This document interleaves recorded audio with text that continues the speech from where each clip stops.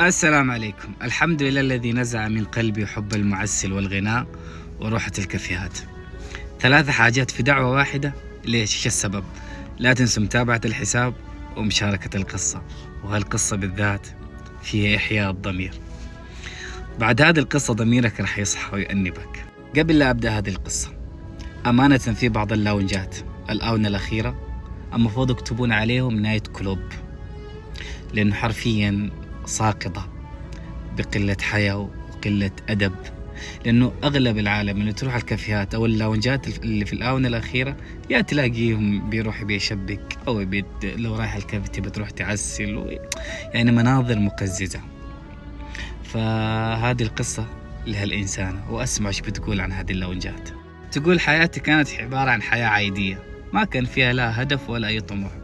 أتعرفت على شلة من البنات، فكان نظامنا إنه كل ويكند نطلع مع بعض نروح نشوف لنا أي دشرة، وكان الأغلب إنه كنا نروح كافيهات أو لاونجات، لأنه أي لاونج يتم افتتاحه أكيد حيكون في دي جي، والأجواء تكون جدا صاخبة وتكون مختلطة ما بين الرجال والبنات. تقول إحنا نروح وننبسط، اللي تعسل واللي تشبك واللي تاخد سناب الواد الحلو إلى آخره. تقول استمر هذا الوضع لأكثر من مدة وإحنا مبسوطين، على أساس إنه كنا بنوهم نفسنا إنه إحنا مبسوطين. تقول قعدة البيت ما كانت تناسبنا، فصرنا نعزز لبعض، وكان كل ويكند ما نرتاح إلا في لاونج يكون مختلط، معسل، دي جي، شباب وأغاني إلى آخره. كل يوم نطلع من أول الليل ما نرجع إلا آخر النهار، بحجة إنه أنا رحت عند واحدة من صحباتي. يا الله. وكنا نشعر إنه كنا نوهم نفسنا إنه هذه السعادة حرفية. في الأخير إحنا قاعدين نوهم نفسنا إنه هذه السعادة.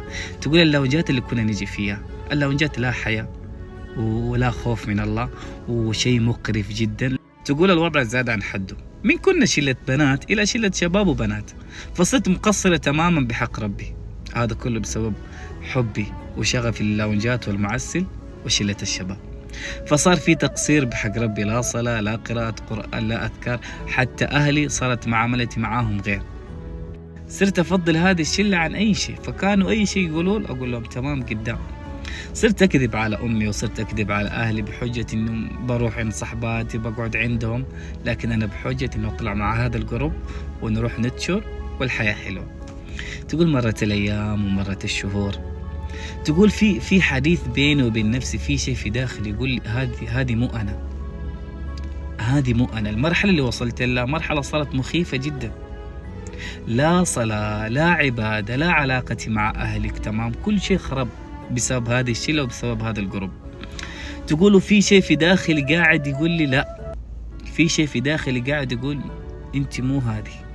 ايش وصلك لهذه المرحلة؟ في يوم من الايام رجعت البيت وانا ابغى انام، مو قادر انام، حاسس انه في نغزات هنا في قلبي، وفي حديث في داخلي قاعد يقول لي الين متى هذا الوضع.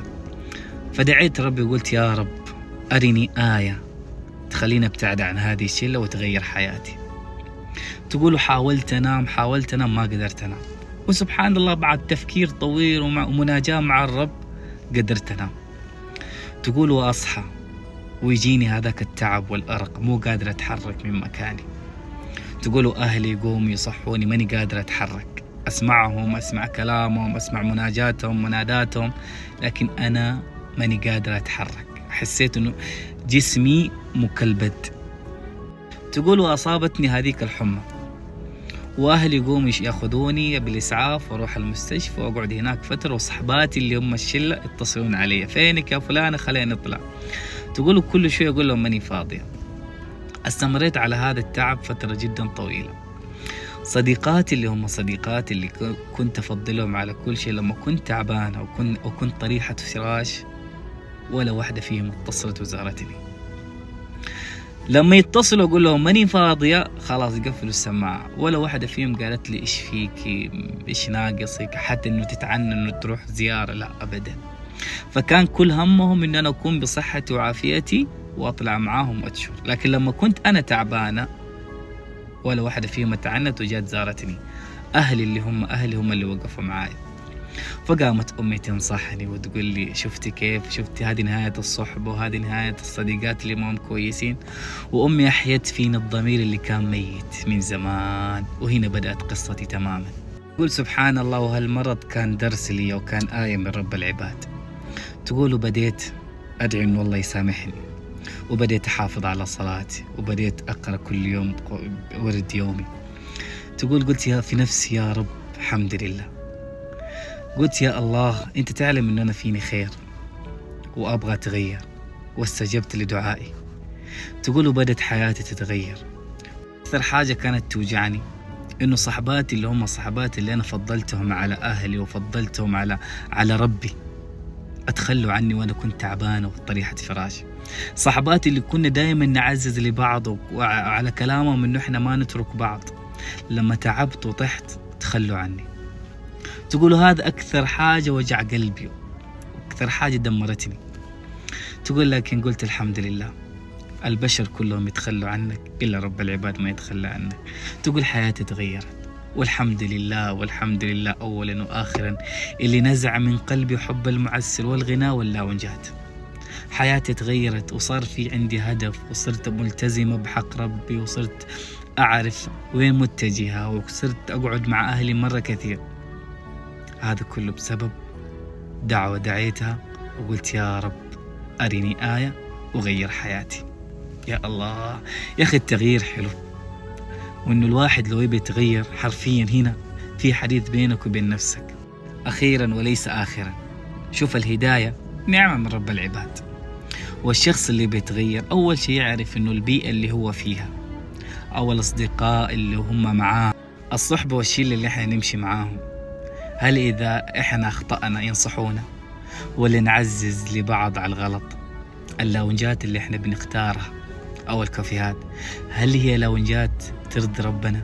أو هل هي لونجات مناسبة إني أودي أهلي وناسي؟ أم إنها لونجات مختلطة قلة حياة وقلة أدب ومعسلات؟ الله يهدينا جميعا واستروا ما واجهتم، واللي بيتغير يقدر يتغير، بس هي دعوة. أفرش سجارتك وادعي يا رب غيرني للأفضل. أراكم على خير وأنشروا القصة.